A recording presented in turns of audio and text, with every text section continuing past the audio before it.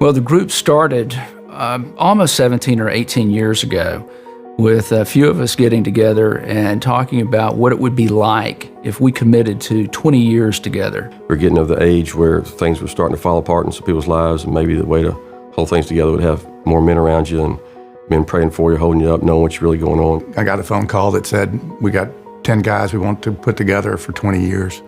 And at that time in my life, my spiritual life was really, really strong, really good.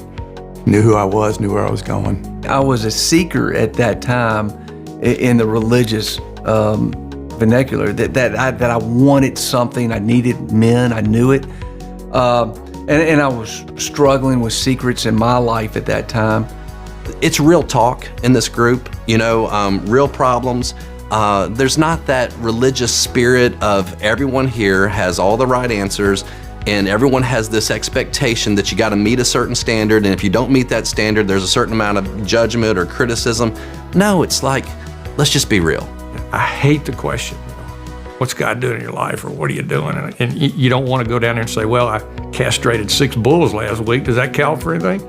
Early on, I think that the real purpose was met in that we've been through a whole lot. And you would imagine with 7 to 8 guys going through life together, personally, we've lost a child, and the great thing about that day was he died in his sleep, and I was already at the office, and Nancy called, and within 5 to 8 minutes, there were 3 of the guys in this group were at the house. And this group is here for you in your high moments and your low moments. And when people are there for you, when you have wins and when you have losses, that builds a loyalty unlike anything else. I'm in recovery from addiction.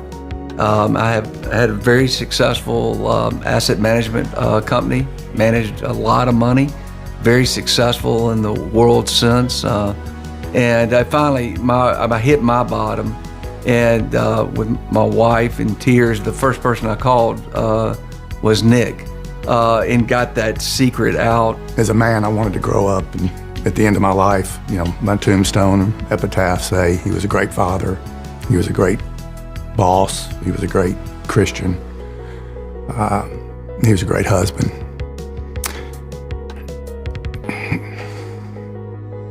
And I blew it in every category. And I pled guilty to a federal charge. I am not proud of it, but I made a mistake. I signed some documents I shouldn't have signed, and actually spent time in a federal prison. And everything I didn't want to be as a man, I was. And so I kept coming to the group. They asked me, do you want to come? And I thought my whole life was about to dissolve. Going through enough stuff, for lack of a better term, together knocks off or chips off the inauthentic parts. And so you end up with an authentic relationship that ultimately builds you up, edifies. I had failed so much, I didn't believe in myself anymore.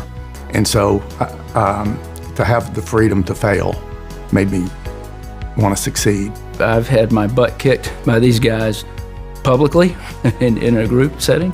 On the other hand, when I've been at the lowest, come around and pick me up.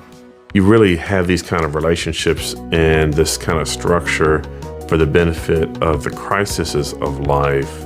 And therefore, sometimes you may feel like you're going through the motions, but in reality, you're setting the stage for relationships for the benefit of how to deal with the crises of life when they happen.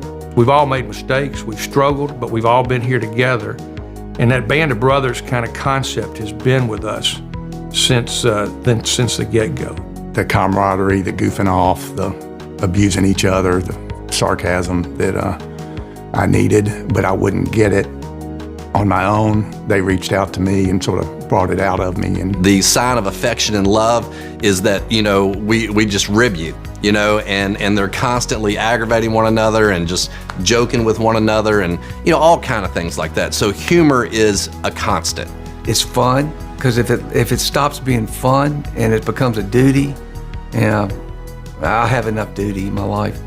The greatest thing for me I've seen is I'm surrounded now by a bunch of guys who are extremely mature in their faith, have been through hell and back, and are walking better because of it, are standing straight, their families are intact, For me, this group was, quote, the power greater than myself that we use in the 12-step program, because at that point, that's how God used them through the body of Christ to really love me until I could start loving myself. And these guys helped me to keep walking. And I love them all in different ways, and they all have different strengths. And we're all quirky, weird guys. And there isn't a whole lot of spiritual, religious stuff about us. It's just guys trying to make the journey. That the payoff is worth the risk. You know, it's tough going it alone, and I think that's probably most men's experience. And that it won't feel easy at first, and it won't be 3 sessions and suddenly you click and you get it. But it's worth the risk, and that over time, having other men around you and being able to go to them and ask for counsel, or and flip around and say, in other cases, to come alongside them and help them through tough times, is worth the risk.